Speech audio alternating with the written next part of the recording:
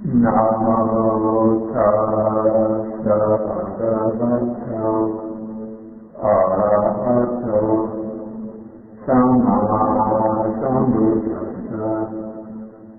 Namo tassa bhagavato arahato samma sambuddhassa. Namo tassa bhagavato arahato samma sambuddhassa.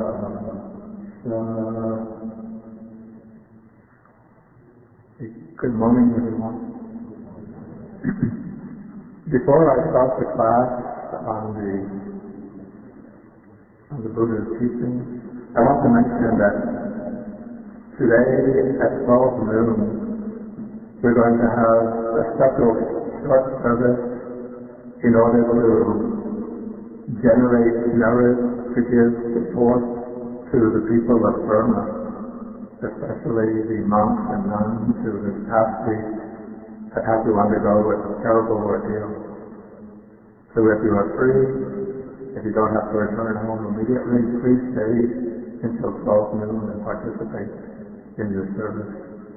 We will have a short talk by myself, then chanting the Metta Sutta. I will chant in Pali and all of you will chant in English. And then the monks and nuns from Tuanyin Monastery will chant in Chinese. They will do a short, maybe 10-minute meditation on loving kindness and compassion. And then following that, to share the merit with the people of Burma. Okay, now we've come to our course. And in my first talk, I mentioned that the course will be structured around this book in the Buddha's words, and I use as the primary way of organizing the teachings of the Buddha the distinction of the benefits which the Buddha's teachings lead at 3 levels. We call them the level of the benefits, the welfare and happiness right here in this present life.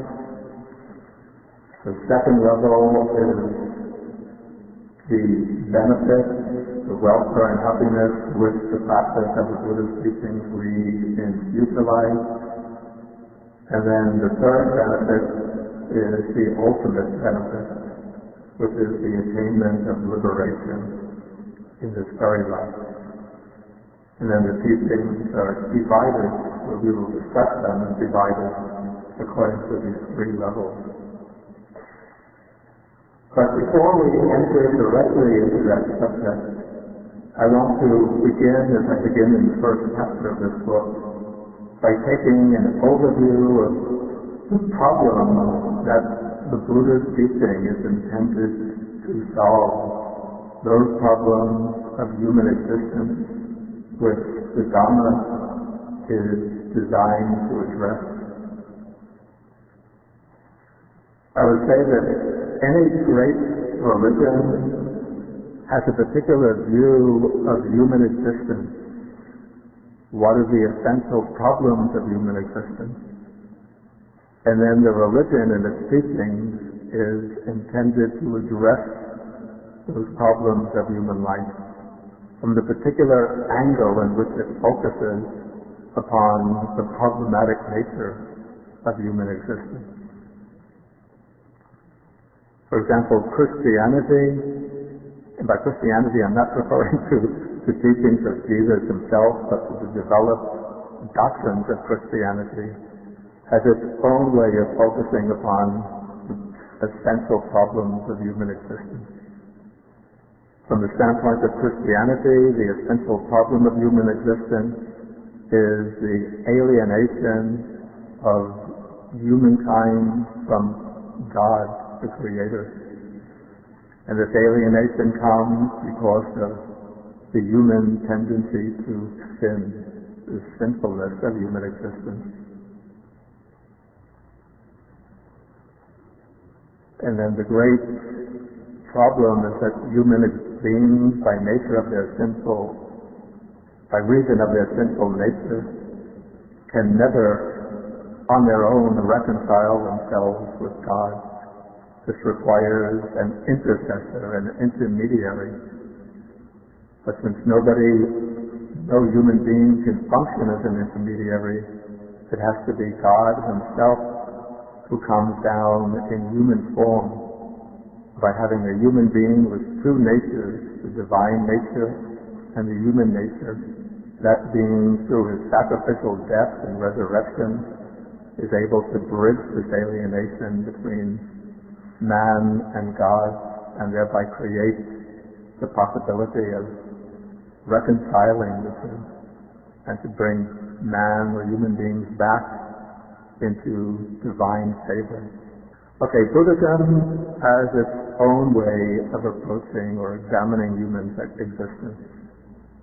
And the first chapter of this book, in the Selected Sutras, is intended to give a kind of overview of how Buddhism regards the problematic nature of human existence. I say that the problems that appear highlighted in this chapter might be seen as the way the future Buddha, the Bodhisattva, while still dwelling in the two-seated heaven, perceived human life before he made his descent and took birth into the human world as the being who is to become the Buddha. And if we look at these selections carefully, we could see how each selection in its own way is forming a link to the particular benefit at one of those three levels to which the Buddha's teaching is intended to lead. So let us start. You should all have copies of the book. We start with the first selection. Okay, in this selection, the king of the state of Kosala, whose name is Sustainability, came to the Buddha and asked the question whether anyone who is born can be free from old age and death.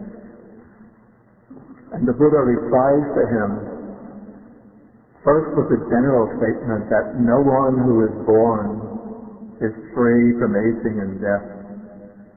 And then he goes on to elaborate and says, even those affluent Khatriyas, the Khatriyas in India at the Buddha's time, this was the administrative class. Those who held positions of government, the leading warriors, the princes and kings. So even these affluent Khatriyas, who are rich with great wealth and property, with abundant gold and silver, simply because they have been born, are not free from aging and death.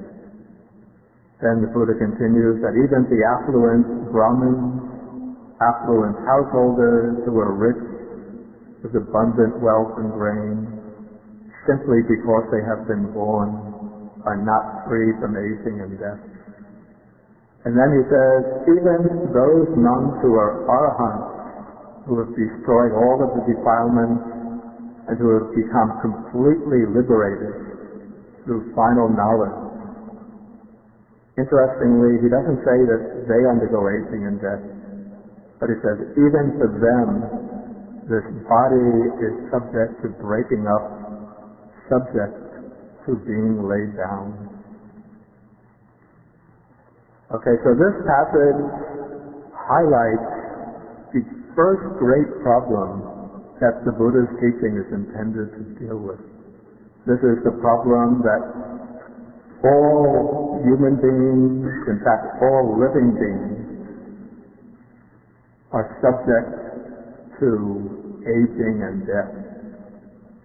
And in the Anthology, one of the four collections of discourses, there's a very short statement of the Buddha. It comes in a rather long, complex sutta. But the sutta begins with the statement that if there were not three things in this world, there would be no arising of the fully enlightened Buddhas. What are these three things? Old age, illness, and death. But because there is in this world old age, illness, and death, therefore, the Buddha says, there is the arising of fully enlightened Buddhas. Now, probably most of you are familiar with sort of legendary story of the Buddha's life, that he had never before, while living in the palace for 20-something years, even knew of the existence of old age, illness, and death, till one day he went on a journey outside the palace, went on a journey into the town of Kapilavastu, and there for the first time he saw an old man, a sick man, and then a corpse being led in a funeral. Interestingly, we do not find in the Sutta Pitaka itself that story being related by the Buddha about himself. It does come in the Canon, in the Digha Nikaya, but in the sutta where the Buddha is speaking about an earlier Buddha named Vipassy. So it seems that in the earliest state of the Buddha's teaching, that particular story did not exist, but it was later developed, and then it found its way into the Digha Nikaya as a kind of legend which encapsulates a particular message, the message that old age, illness, and death are an inevitable part of human existence. Now, the way the future Buddha reacted to this discovery or reflection on old age, sickness, and death, was to seek a path to liberation, a path to enlightenment and release from the cycle of birth and death. But, and this is an important point, when you look at the Buddha's discourses as a whole, one doesn't see that the Buddha actually begins by using the fact of old age and death as an immediate motivation to seek liberation, to seek nibbana, the ending of birth and death. Rather, at the lower level of the teaching, he uses this fact of old age, sickness, and death as a spur to us to transform our way of life from a self-centered, greed-based, deluded way of life to an ethical way of life, a way of life which is guided by moral principles and by a concern for the well-being and happiness of others. The Buddha conveys this point because within his teaching, this life is not the only life that we live, but each life is a link in a chain of existences. And what connects one form of life to the next form of life is our karma, our volitional action. The deeds that we perform in any given life, the good and bad deeds, the wholesome and unwholesome karma, this becomes the cause which generates our birth into the next existence. And so each of these lives that we pass through is connected in this chain of cause and effect. And the causal factor that determines the particular form of existence into which we are reborn, the particular conditions or circumstances of our life, is our karma, our volitional actions, the good and bad deeds that we do. So if one has a narrow and limited point of view, just concerned with one's well-being in this life here, without thinking about future lives, one will not reflect on the consequences of one's actions. I should say that this is the way of thinking that was prevalent in India in the Buddha's time, that those who deny the existence of any life beyond death will act selfishly under the impulses of greed, anger, hatred, and ambition.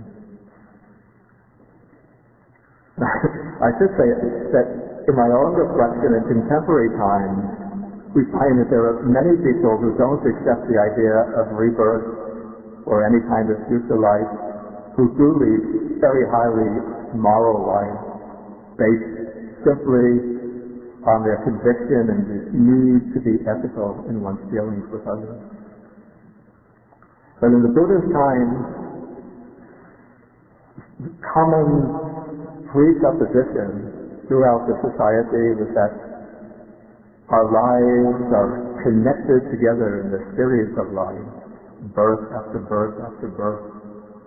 And those who rejected this conception of future existences and just focused on the present life would have the idea that there's no point in being moral and being ethical. But since this is the only life we live, we should try to get the maximum enjoyment out of it for ourselves.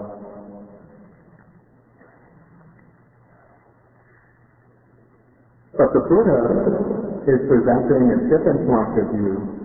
This is the point of view that when we see that our life here is part of a chain of existences continuing into the future, then we will recognize that our actions in this life will determine our migrations into future life.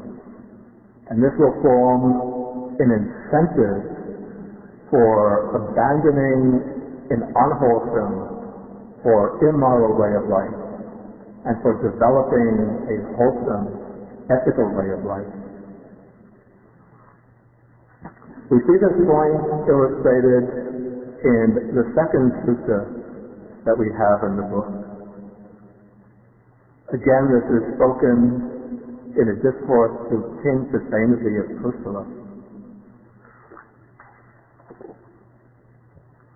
King Sustainably of Kusala was a devout supporter of the Buddha and the Buddha's Sangha. But he doesn't seem to have been a person whose wisdom was highly developed, since we don't see the Buddha teaching him any discourses on what we would call the higher Dhamma teaching. Nothing on the three characteristics of impermanence, suffering, and non-self. Nothing on dependent origination, no guidance in systematic meditation practice. But when the Buddha converses with King Sustainably, he deals with him as a practical man of the world and gives him ethical guidance that will help him live his life so that he will have a happy future life. And so one day, King Sustainably comes to the Buddha in the middle of the day and asks him, why are you coming here in the middle of the day? The middle of the day was generally not a time for lay people to visit the monastery. And King Sustainably says, just now I have been engaged in those affairs of kingship typical for kings who are intoxicated with the intoxication of sovereignty, obsessed by greed for sensual pleasures, who have attained stable control of their country, and who rule, having conquered a great sphere of territory on earth. I suspect that King Sustainably actually said simply that he has been engaged in affairs of kingship. And the compilers of the Canon wanted to elaborate on that by showing what the affairs of kingship entail. Okay, and now the Buddha must have known that when King Pasenadi undertakes his administrative responsibilities, he's sometimes motivated by this urge for greed, for expansion, expanding his possessions, for conquering other territories, for increasing the wealth of his own land. So now the Buddha is going to give him a teaching in a very practical way by using a simile. He says, suppose there was a man to come to you,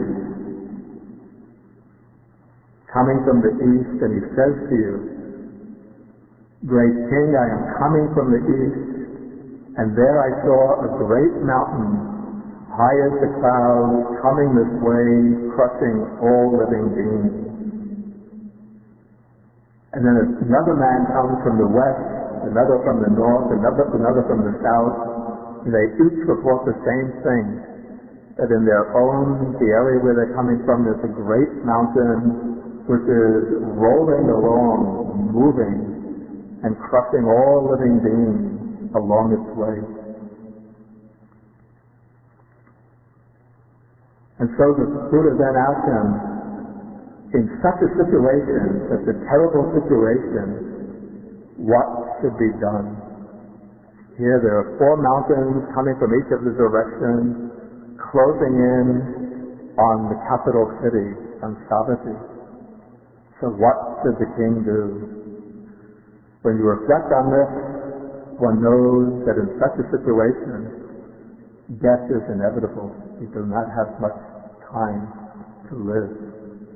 And so the king says, in such a great, terrible situation, and since the human state is so difficult to obtain, what else should be done but to live in accordance with the Dhamma, to live righteously, and to do wholesome and meritorious deeds? Notice the king is not saying that this is the time to meditate and achieve nirvana, but the king, as a practical man, recognizes the need to do wholesome deeds as a preparation for the future life. And so then the Buddha says to the king, I announce to you, I inform you, great king, I announce to you that aging and death are rolling in on you. And when aging and death are rolling in on you, what should be done? Then the king says, with aging and death rolling in on me, what else should be done but to live in accordance with the Dhamma, to live righteously, and to do wholesome and meritorious deeds? And then the king goes on to declare that when aging and death are coming, one can't use all of one's armed forces to fight against them. One can't use negotiations and say, please give me another 10, 20 years. I'll give you this in exchange for the 10 or 20 years, since aging and death won't listen. One can't use one's wealth to bribe them and say, give me another 10 or 20 years. I'll give you so much money. But when aging and death are rolling in, then we have to accept what's inevitable. And the consequence that the Buddha draws from this, or at least he gets King Pasenadi to bring this out, is to live by the Dhamma, to live righteously, and to do wholesome and meritorious deeds.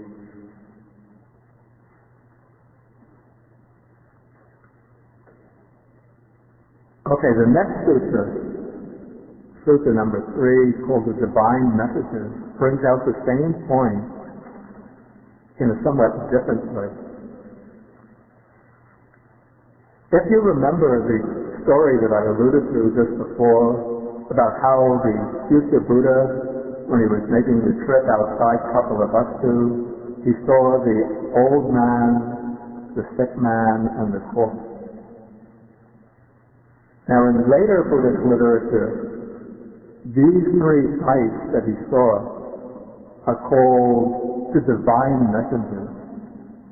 And even in some later works, the idea is brought in that old man, the sick man, and the corpse were not real human beings.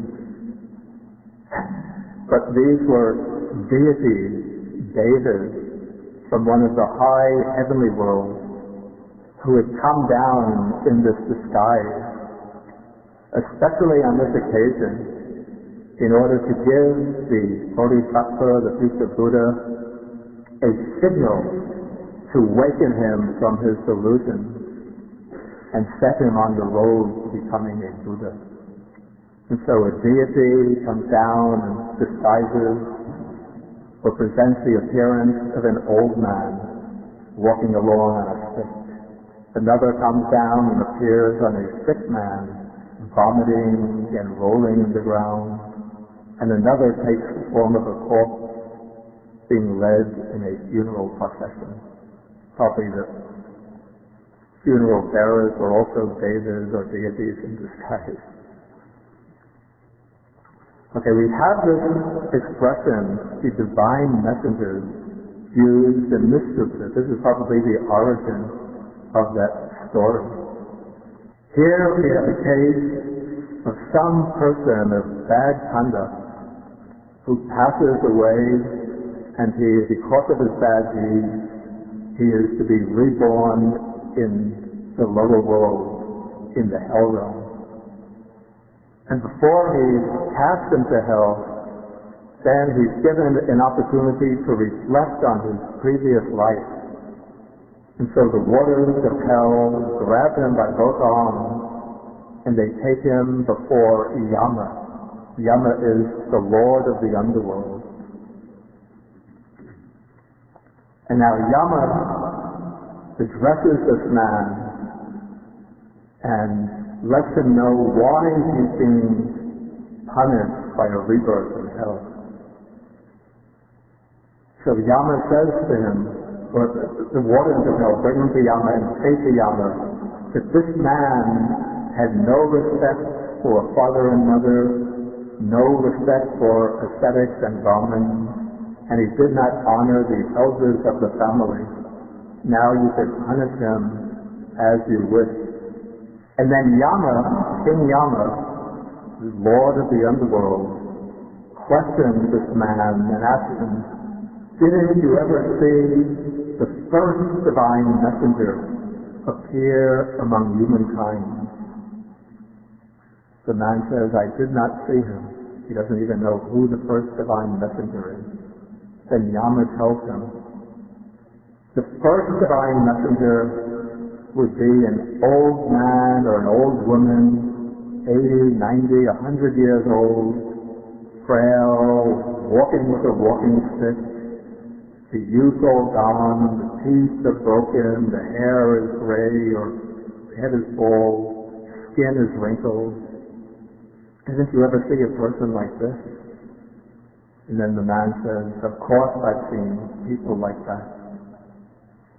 And then King Yama says to him, in such a case, didn't it ever occur to you, and this is the important line, I too am subject to old age and cannot escape it. Let me now do noble deeds, good deeds, by body, speech, and mind. Then this man says, I never thought in that way. I was being negligent or heedless. Okay, so the first divine messenger is old age. Then Yama asks him, didn't you ever see the second divine messenger appearing in the world of human beings? The man says, no, I did not see him. Then Yama says to him, didn't you ever see a woman or a man sick and in pain, lying in their own filth, sometimes having to be lifted up by others, other times being put to bed by others? And the man says, no, I never saw this. Or rather, the man says, the man says, I have seen this, but then Yama says, didn't it ever occur to you to reflect that I too am subject to illness and cannot escape it? So that is the second important reflection. And on that basis, one should think of doing good deeds by body, speech, and mind. Then Yama asks him whether he has ever seen the third divine messenger. So he thinks, divine messenger, what could that be? He says, no, I've never seen him. And Yama says, didn't you ever see a woman or a man lying dead, a corpse? For 1, 2, or 3 days, the corpse becomes swollen, discolored, and festering. Maybe in America this would be a rare sight. Even in our funeral parlors, they make the dead body look so beautiful, well preserved, as though it's still a living person. But in India, they didn't have any such techniques at that time. So when a person dies, they would bring it to the cremation ground, and sometimes the body might be kept there for days on end till it decays naturally. And so this man says, I have seen this. And then Yama brings out the important conclusion. Didn't it ever occur to you, an intelligent and mature person, that I too am subject to death and cannot escape it? Let me now do noble deeds by body, speech, and mind. Okay, so when we take this fact of a subjection to old age and especially to death, at the first level we recognize the need, because we're going to move on in this cycle of rebirth, the need to transform our way of life. If we are leading an unwholesome, selfish, greed-motivated way of life, or a violent and destructive way of life, we have to change over and begin by developing an ethical way of life, a life which involves care for others. This story mentions having respect and looking after one's mother, father, having respect for ascetics and Brahmins, that was typical in India, and honoring the elders of the family. And especially it mentions doing good or noble deeds by body, speech, and mind. Okay, so this, I would call now the first problem of human existence on which the Buddha's teaching focuses, the problem of being subject to old age and death. And out of that, at the first level, it draws this conclusion, makes this inference that because of our old age, subjection to old age and death, we should turn our way of life around to a moral, ethical way of life. Okay, now we come to the second group of teachings. Here, I've used a heading to this group of teaching. I call it the tribulation of unreflective living. And this points to the need to change our way of thinking, our way of experiencing here and now in order to avoid the types of suffering that arise when we do not reflect carefully upon aspects of our present experience. And the first teaching under this heading is concerned with painful feelings. And again, the Buddha opens this teaching by using a very powerful simile.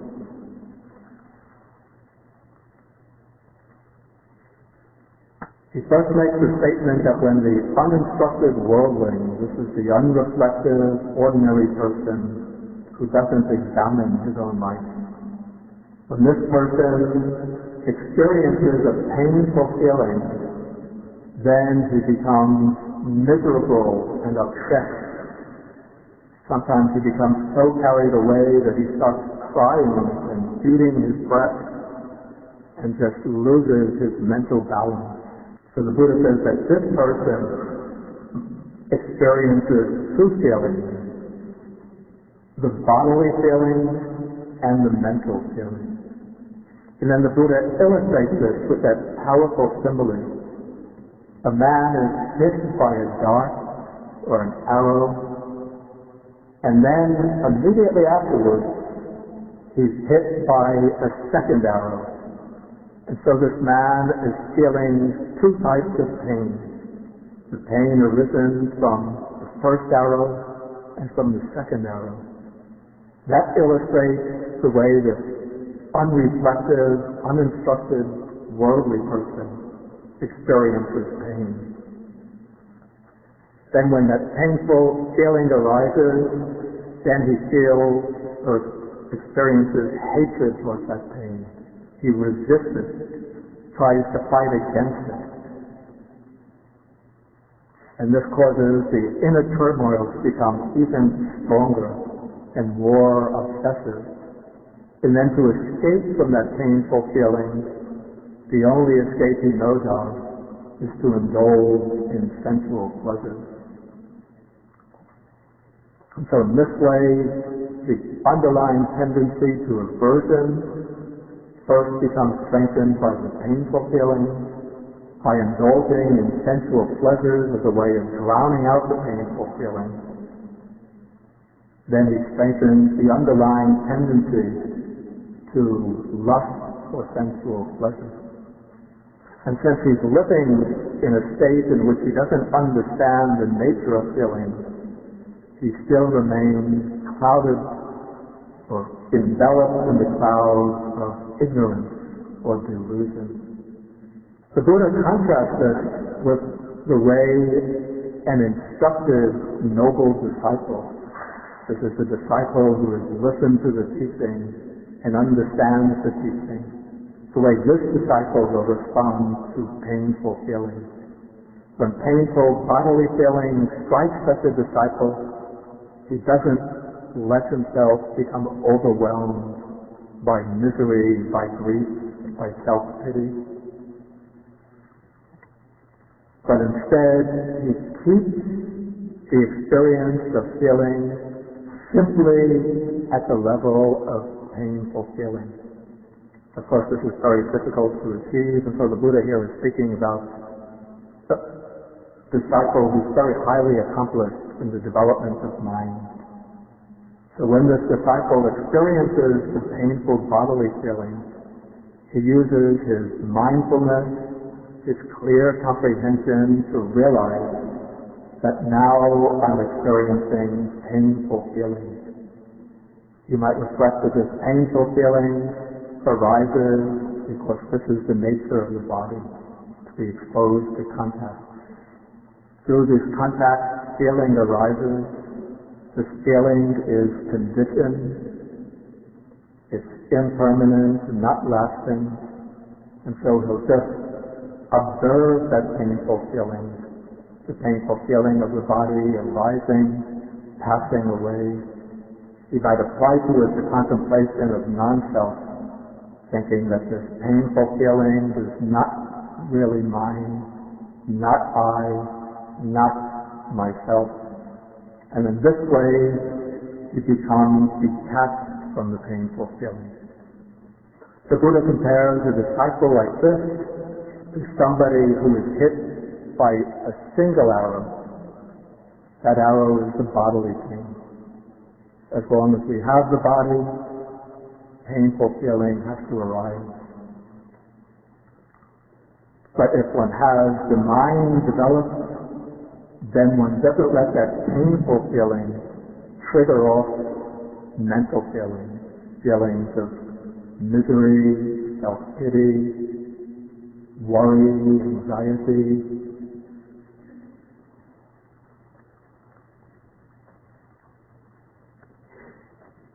As an illustration of this, the famous story is told about from the Buddha's time.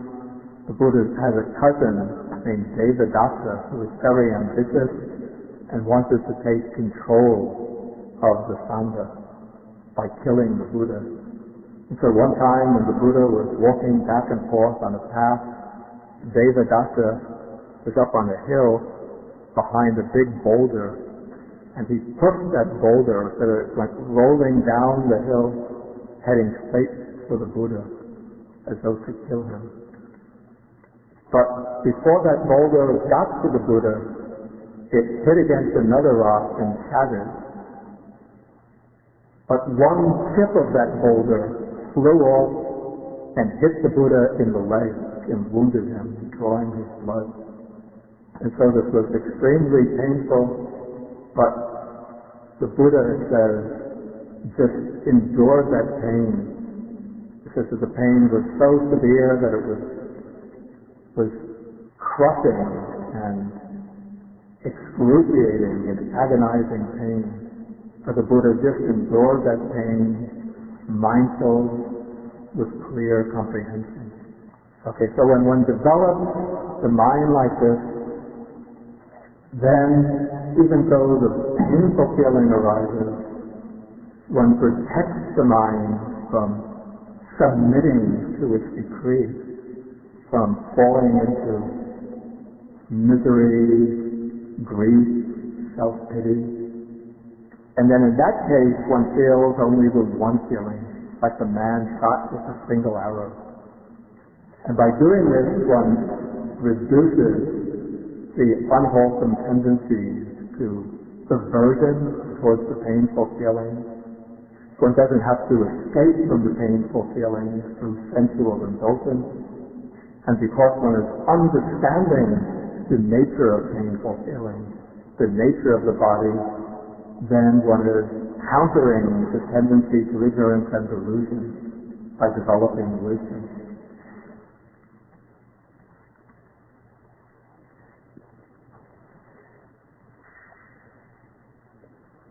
Okay, the next teaching under the same heading deals with another cause of suffering in human life that arises through unreflective living. In our lives, we're constantly subject to what we might call the play of opposites. That is, our fortunes within this world oscillate between favorable results and unfavorable results. We call fortune, good fortune, and misfortune. And Buddhist tradition has compressed the different types of fluctuations to which we are subject in life into 4 pairs of opposites. These are called the Ataloka Dhamma, the 8 worldly phenomena. We can also call them the 8 winds of the world, because the wind blows in opposite directions. And so these 8 worldly opposites are gain and loss,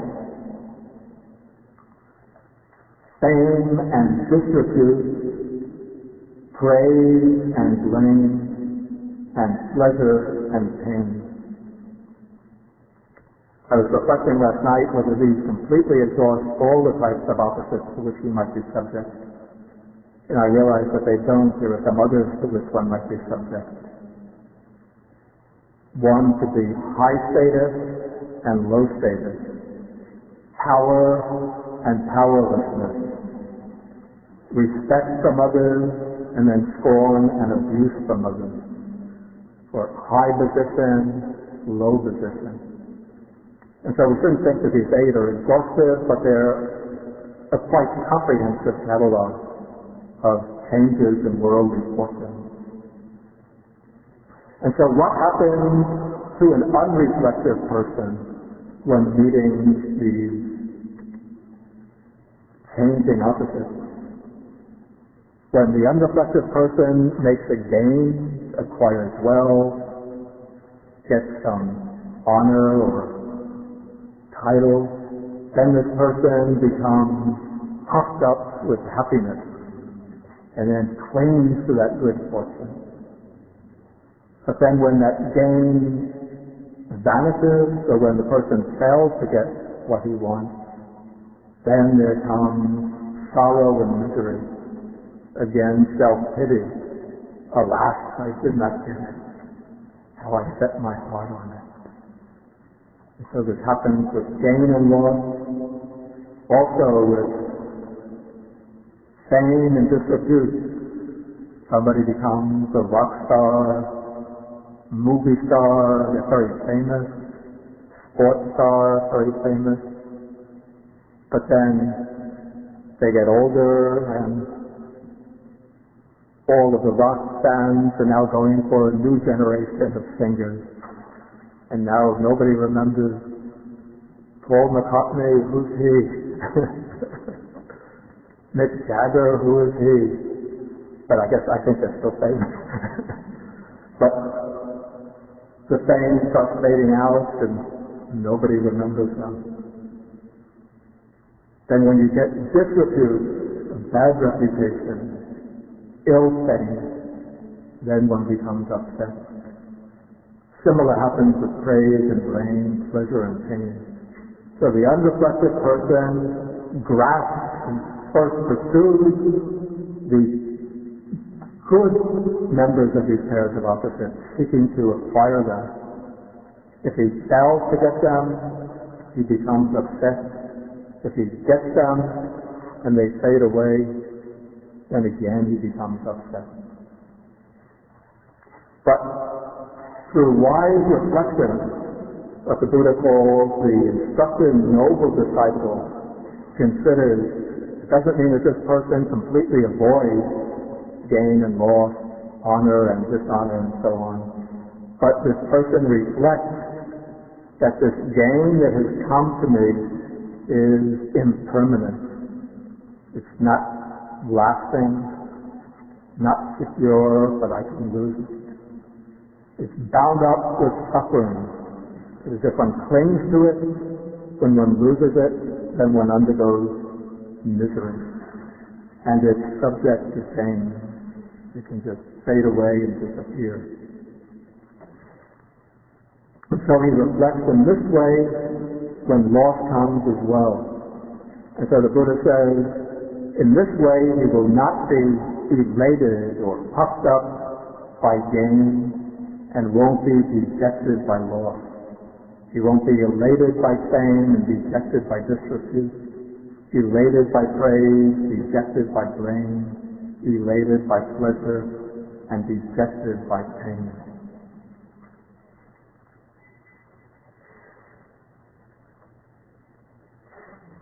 Okay, so that is a second teaching related to unreflective living. The third teaching comes under the heading Anxiety Due to Change. And this teaching takes us to a very deep level, where the Buddha explains how agitation or anxiety arises through clinging to these five aggregates. If you're familiar with the Buddha's teaching, you know that the Buddha analyzes, explains human person in terms of five constituents, the five aggregates of material form, feeling, perception, volitional formations, and consciousness. At this point, I don't want to go into a detailed explanation of the five aggregates. That will come later. But in this sutta, the Buddha is explaining how the uninstructive person, this is the unreflective, undisciplined person who's untrained in the Dhamma, regards these five aggregates as the self, or as something belonging to the self. And so when any of these five aggregates change, then his mind becomes preoccupied with that change in the five aggregates. When the body starts to get old, you look in the mirror and you start seeing gray hairs, skin gets wrinkled, maybe your actions are no longer as steady, as as sure as they were at a younger age, then you start to become worried and anxious. I'm getting old. The body is changing, moving towards death. When feelings change, feelings of pleasure change into pain. When perceptions of good things change into perceptions of bad things. Volitional formations, one's wills and intentions change against one's desire. Then the mind becomes preoccupied with this change. And then the Buddha says, agitation and the group of mental states born of preoccupation obsess the mind and remain there. And then with the mind obsessed, one becomes frightened, distressed, and anxious. And in this way, through clinging, one becomes agitated. But the reflective person, the one who has learned the Buddha's teaching and who is trained in the Buddha's teaching, when that person undergoes any changes in the five aggregates, they look upon that change without any kind of anxiety or mental preoccupation.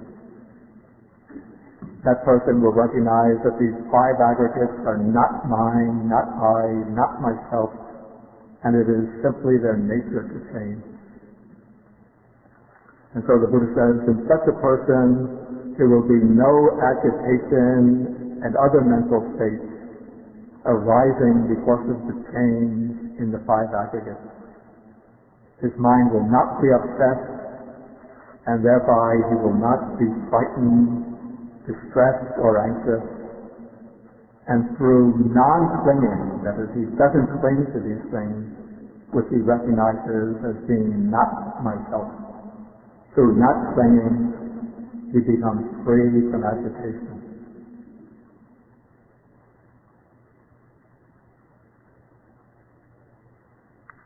Maybe at this point I'll ask whether there are any questions on anything in these first sections. In the sort of the spirit of come and see for yourself, we focused on the future lives and past lives. Yeah. It's something that's more difficult and seems to be more something for me to take on faith at this point. Yeah. Yet the fruit of following has also lead to fruit in this life. Yeah. That I guess you haven't spoken about that it seems like there's a lot of focus on the old age death and triggers to think about the future lives. Yeah. Yet even people who realize they get a diagnosis when they make the die in 6 months, suddenly they focus on actions in this life, even about some people's their life. So how does that play in the Buddhist teaching? Well, first I think that the benefits that I'm explaining in these sections on the contrast between unreflective and reflective living point to some benefits that are directly visible here and now, even quite apart from the question of future life. As I said earlier, in the Buddha's time, the general assumption was that, or the belief to which most people subscribe, is that there are past and future lives. And this was taken to be closely tied up with the idea of commitment to a code of ethics. So in the Buddha's time, there were some teachers who proclaimed, these are radical teachers, that there is no future life, that a living being consists entirely of the material body. The mind is just an offshoot of the body. And so when the body dies, we completely perish and break up, nothing remains. And so the consequences that they would draw from this is that there's no point in making ethical distinctions of good and bad deeds. It's only a foolish person who observes restraint, who practices generosity, or one who seeks his happiness here and now to just follow his own desires and indulge them. That was the teaching of some of these radical teachers. As I said earlier, in my own view, looking at the contemporary period, it's possible to lead a highly ethical life by following, even without accepting the idea of any future life. And I think that just the firm commitment to ethical principles will bring its own reward here and now. And we'll come to this question whether the acceptance of future lives, the idea of karma and rebirth, is essential as an approach to the Buddha's teaching. I will come to that in a later class, which is dealing with the subject of approaching the Dhamma. This is the class that is scheduled for October 6th, but probably will be moved to October 20th. Okay, there was some other questions. I saw hands on this. Oh. Okay. When you speak of the wind between forces, that all human beings and that all beings are subject to, it's very difficult in the world today not to see that some people are subject to a great deal of physical suffering, and others are much more fortunate. Yeah. And I've heard the Dalai Lama say on occasion that he finds medical suffering that he encountered in the United States greater than physical suffering. But still, there's something kind of unpalatable about comparing starving people in Africa with very wealthy people who are suffering from boredom. Yeah. Anyway, I wonder how what your view the seeming message is it rebirth that accounts for that, or is it you have a broader? This is very hard, very difficult issue to deal with. Probably, if I were to use the Buddha's teachings as a template for understanding situations like that, it would be explained in terms of karma and rebirth. But I don't think in any way that understanding a situation like that in terms of karma and rebirth becomes then a kind of basis for inaction, or for feeling that people who've received such fate are receiving what they deserve, and that therefore we have to neglect them. But I do agree that feelings of physical pain through hunger, through physical injury, can be much, much more severe than the feelings of mental pain. I think there's a question coming from... Maybe if you take the microphone, then it becomes that easier for everybody to hear. So what I understand the Buddha's teaching is that when one realizes that my life now on this level, the reflection comes as quietly and delightful pleasure to grab something. And I wonder if, as I do I have to grab for a moment before I that's all. I'm not quite sure I understand.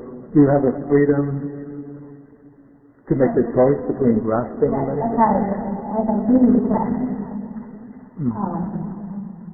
I become aware or conscious of the feeling, and I would like to know the appropriate choice. It's not an opposite of that feeling, either pleasure or pain, and so that I can identify it. Yes. Is that the question? I think if I understand the question, one certainly will recognize the feelings that one experiences. But the point of what the Buddha is saying in this sutta is that it's when one grasps and then becomes attached to the pleasant feelings that one then makes oneself susceptible to, again, misery, defection, when those pleasant feelings pass away. But one point that I think has to be emphasized is that the Buddha is not discouraging people from experiencing pleasant feelings. Because especially when the Buddha makes a distinction between two types of pleasant feelings. Pleasant feelings that arise from unwholesome activities and the pleasant feelings that arise from wholesome activities. And so what he says is that it's the pleasant feelings that arise from unwholesome activities that we should become detached from. And the pleasures that arise from wholesome activities, when they bring joy, delight to the mind, these types of pleasures we should pursue and even intensify them, but without clinging to them. Did I get the point of the question? I have a question. I know the book that you wrote entitled Discourses. Yeah. And so when you come to the project, you also use different details on different designs. Yeah. So I just want to students you were the rough time when those forms in Jaya were less originally okay. So let me know the rough time in which they were assembled. Yeah, I think I did. I dealt with this the first class. Were you here on the first class? Were you here for the first class that I gave? I was not. Yeah, I dealt with that in the first class. Okay, but the teachings were compiled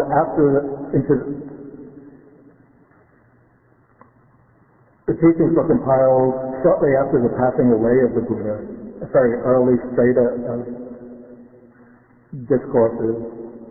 Probably the Nikayas would have evolved over the next 100 years or so, up to the time of the Second Council. But they were always transmitted orally from teacher to disciple, till in the 1st century BC, in Sri Lanka, they were written down in the form of Nikayas.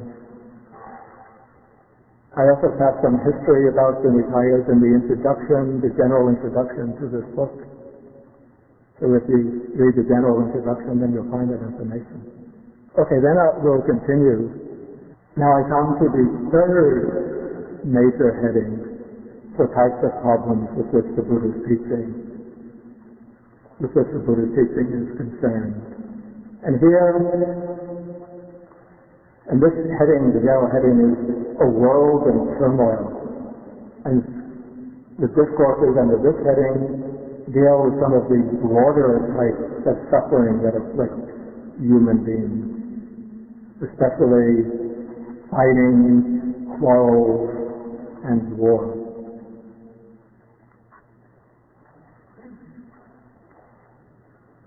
The first is a very short discourse spoken by one of the Buddha's disciples called Mahakaccayana, and a householder asked him, why is it that householders fight with householders? And then Mahakaccayana replies, it is because of attachment to sense pleasures, adherence to sense pleasures, obsession with sense pleasures, that Kshatriyas, Brahmins, and householders fight with one another. Then the inquirer asks another question. Why is it that ascetics fight with ascetics? And Mahakaccayana replies, it is because of attachment to views, adherence to views, and obsession with views that ascetics fight with ascetics. I think this explanation would have to be drastically revised in the light our historical experience over the last few centuries, since views also become a major basis for conflicts between people in the world. We've had conflicts between communism and capitalism, between free market economy and state-controlled economy. People hold different opinions, even in day-to-day life, on different issues, and then they fight over these issues. And so it seems that adherence to views, attachment to views, is a basis for conflict at every level.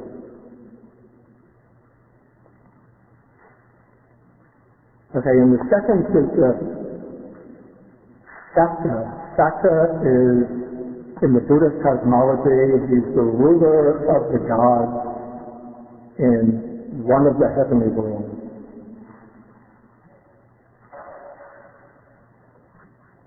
So Sakya becomes a disciple of the Buddha, and then he asks the Buddha, he says, beings, this would be understood as people, wish to live without hate, without harming one another, without hostility, without enmity. They wish to live in peace.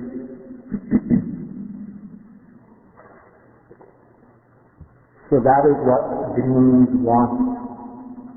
But what is the reality? The reality is that they live in hatred. They harm one another, destroy one another, and they become enemies to one another. And so Sakya asked the Buddha why this happens. What is the root cause of this? Then the Buddha gives an explanation. He says it's because they are bound by the bonds of envy and niggardliness or miserliness that beings who wish to live in peace find themselves locked in violent confrontation, in hatred.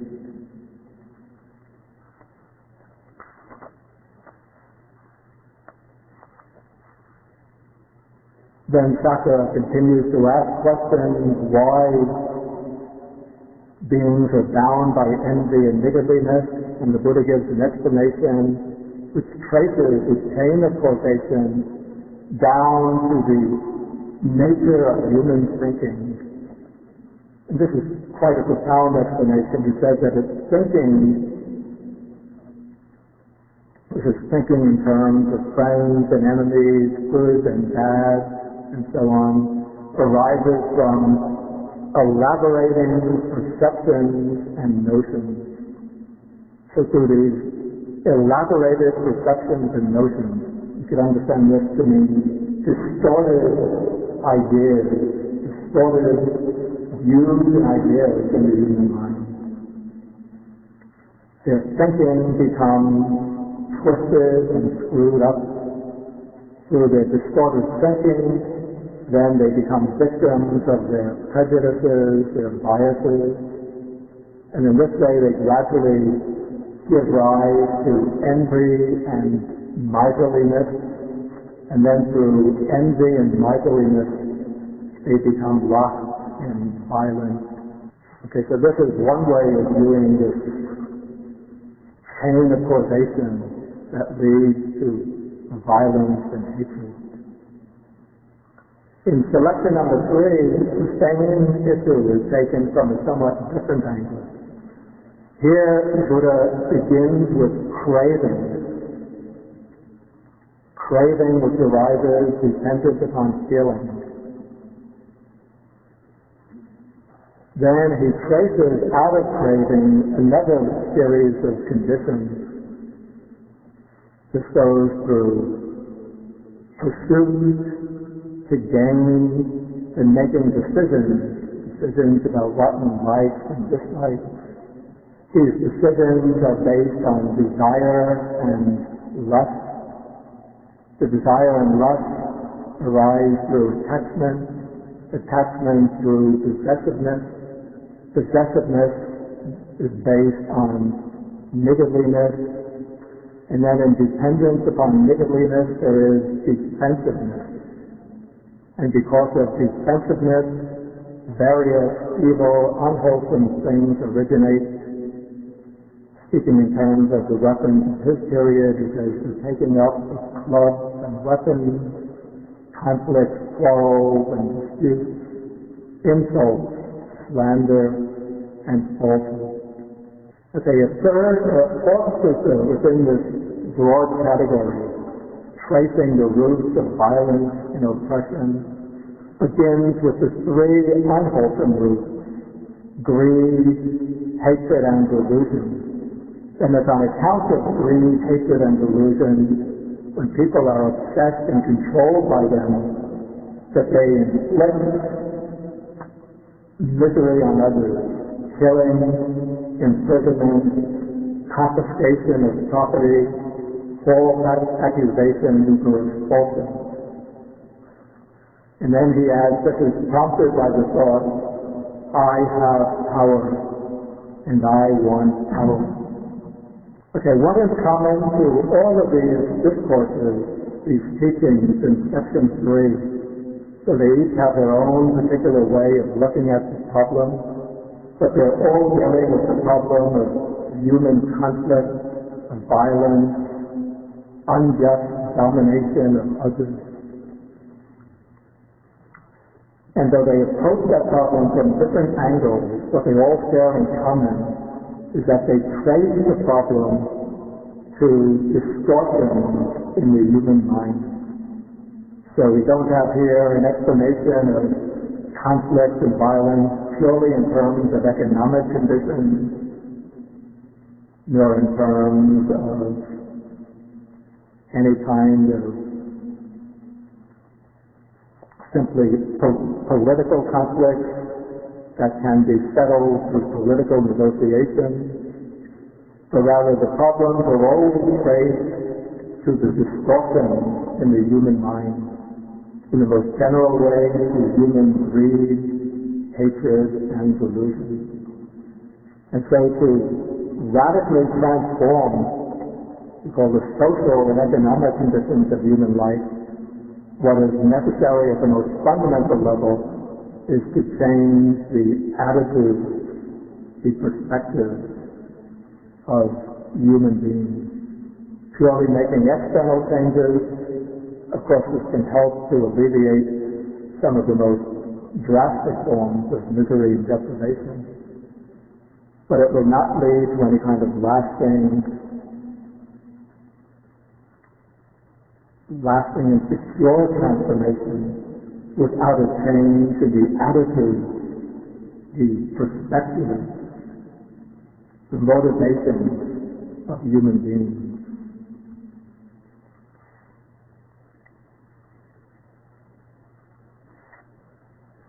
Okay, then we come to section 4 of this chapter. This is called Without Discoverable Beginning. And these sutras deal with what I would call the most fundamental problem with which the Buddha's teaching is concerned. This is from within its own framework. And this is the problem of our beginningless bondage to the round of rebirth, what is called samsara.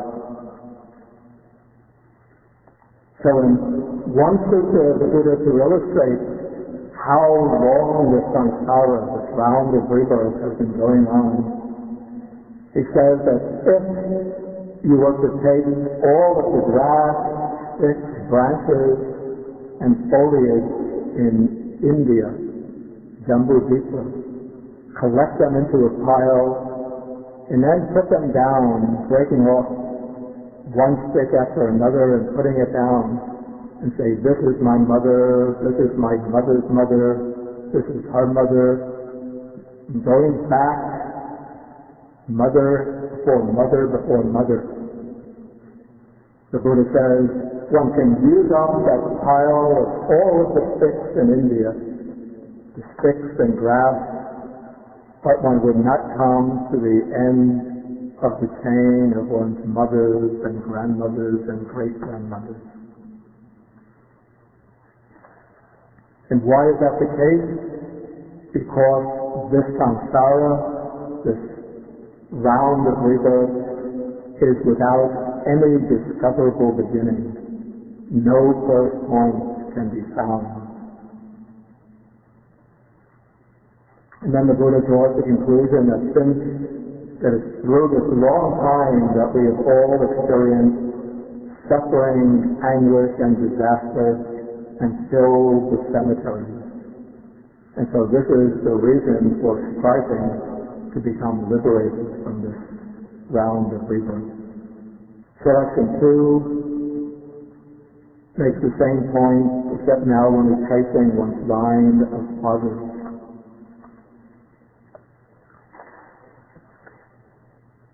Okay, the Buddha's teaching divides the lifespan of a world system, you might call this of a universe.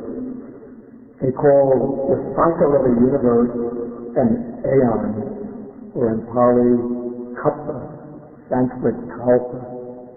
And so the kalpa, we could say, is the period from the Big Bang to the maximum point of expansion of the expanding universe, then the time when the universe begins to contract, till the time that contraction is finished, and it reaches the end of the contraction period.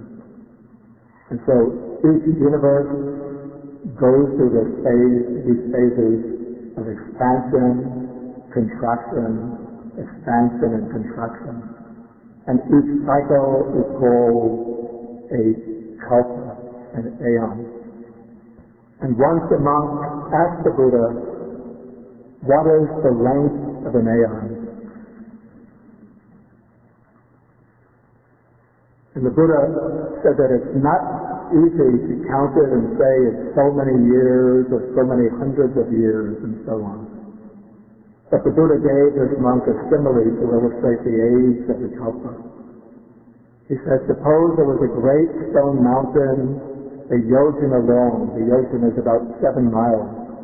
7 miles long, 7 miles wide, 7 miles high, one solid mass of rock. And then every 100 years a man would pass by and stroke it with a piece of fine cloth. This stone mountain would be worn away more quickly before the aeon comes to an end. It will be worn away before the aeon comes to an end.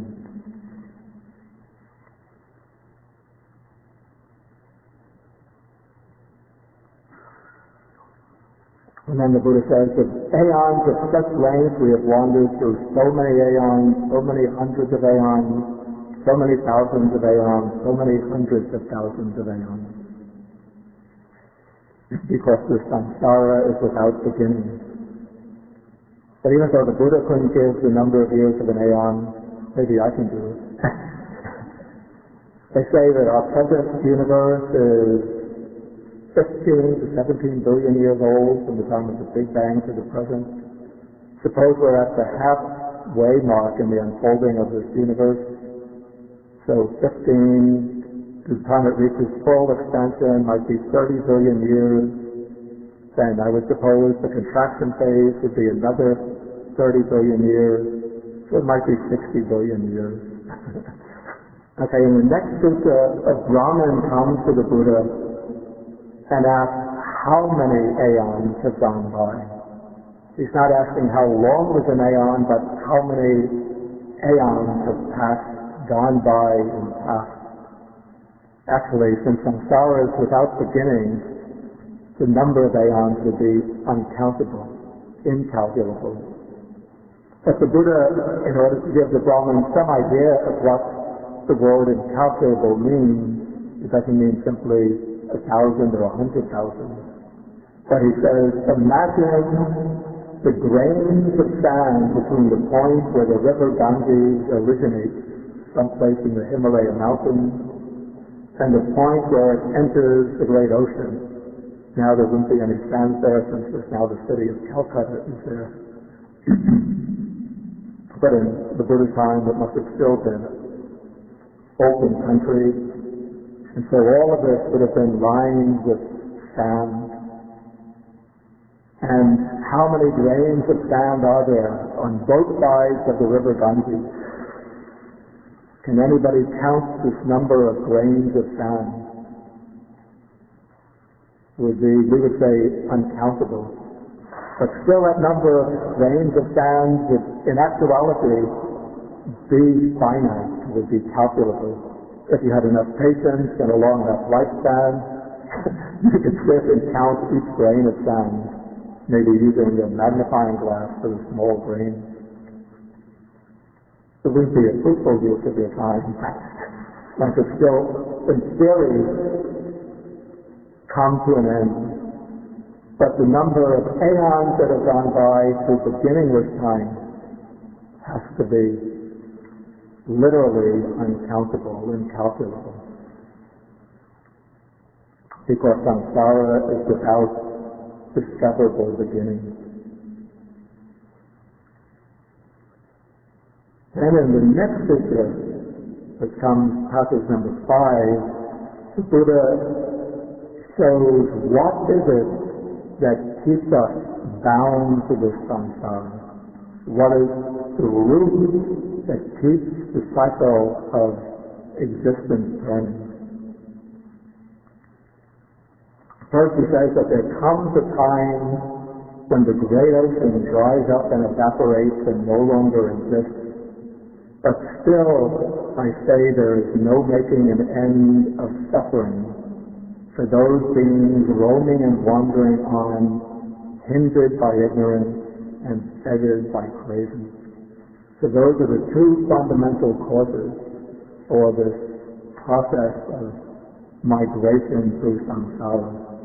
Ignorance and craving. Then the Buddha illustrates this point with two other comparisons. Then he comes to a simile. A dog is tied up on a leash and bound to a strong post or pillar. And the dog wants to break away from the pillar and to go out and run and to play. So it runs away from the pillar. It gets maybe 3 yards the length of the leash that's tying it. Then it stops. And so it thinks, I can't run any further outward, so it starts running around to get free from the post or pillar. And it's not a very intelligent dog, so it doesn't recognize when it's come back to a starting point. But it just keeps on running around and around and around the pillar till the leash gets completely tied around the pillar. Then it thinks, I can't go any further in this way. I have to run in the opposite direction, and it starts running in the opposite direction. But it can never break away from that pillar. And so the Buddha says, here the uninstructed, unreflective worldling regards form, feeling, perception, the mental formations, and consciousness as the self. He thinks, I am this is mine, this is what I am. And so he keeps running and revolving around material form, around feeling, around perception, around volitional formations, around consciousness. And in this way, he remains bound to birth, aging, and death, not free from suffering. And so this is the deepest problem that the Buddha's teaching is intended to address, the problem of our bondage through samsara. And it does this the way to showing us the way to cut off that leash that's tying us there, and the way to end ignorance and to end craving. Okay, now I'll ask whether there's any more questions. Now, can we take that image of the dog which gives compassion, Yeah. especially to other animals, Yeah. and apply that to ourselves as we've done it, that same vision of compassion Yeah. of what we're doing Yeah. to ourselves. Yeah. How can we effectuate that? It sounds easy. eventuate that. How can we translate that compassion that we have for the animals stuck on the tether to ourselves? Well, actually, we are the dog which is tethered to the post, yeah. So it's a matter of having compassion for ourselves, or at least concern for our own well-being. And so that means to end craving and ignorance. And so the whole point of the Buddha's teaching at the highest level is to show the way to end craving and ignorance.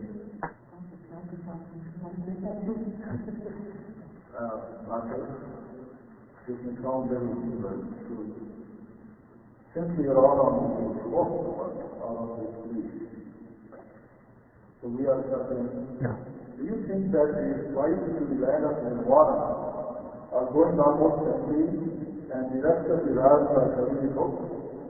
And the rest of the passage to the rest of the route, especially the Pali, is heavily booked today? I say that the trains running to the rest of the round, the rest of the destinations and around are pretty heavily booked. Sadly, I think those that are going to the lower world are very heavily booked by those who are inflicting a lot of violence and suffering on others. I wouldn't say that the planes going to Nirvana are empty. There are still those who are on those planes. And probably some who have landed.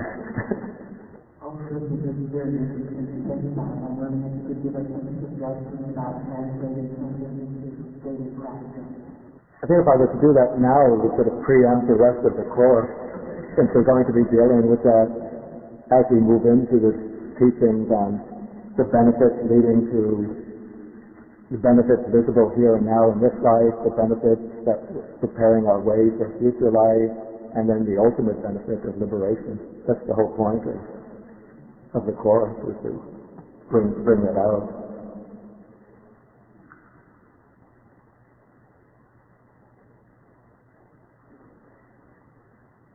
Any further questions?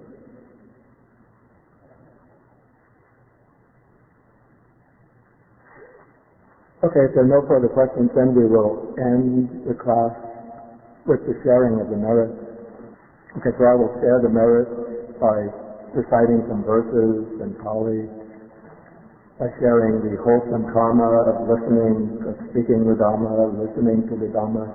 We share the merits with the Dhamma-protecting deities, other powerful beings, and then with all beings who are afflicted with suffering, asking them to rejoice in these merits and be happy and well. Oh, you're handing out the text, then you can follow along with my recitation. Akasata bhumata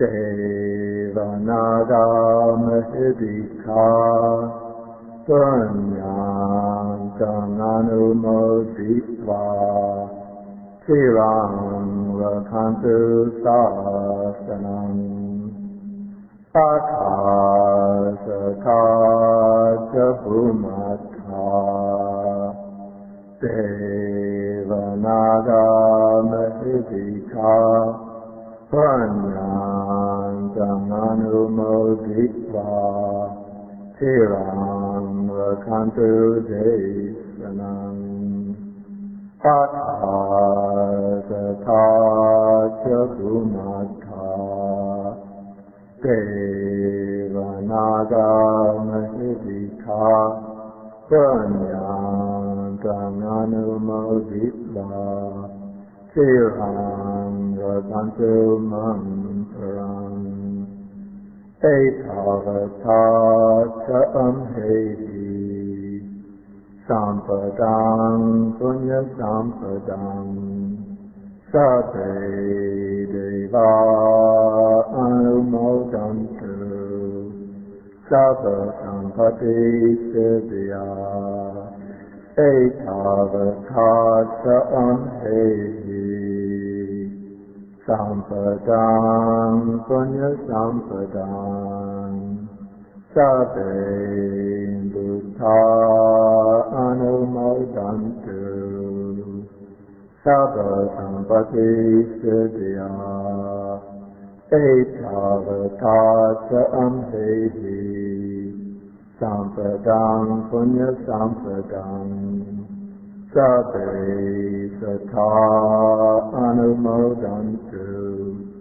sabba sampati siddhya Prabhupada Aviti Hetato Etantare Satatai Prapana Rupya Rupita Asanya Sanvino Dukha Pamusantu Pusantu Niputin. Okay, thank you all for your attention. And we have our next class on October 6th. That will be next week.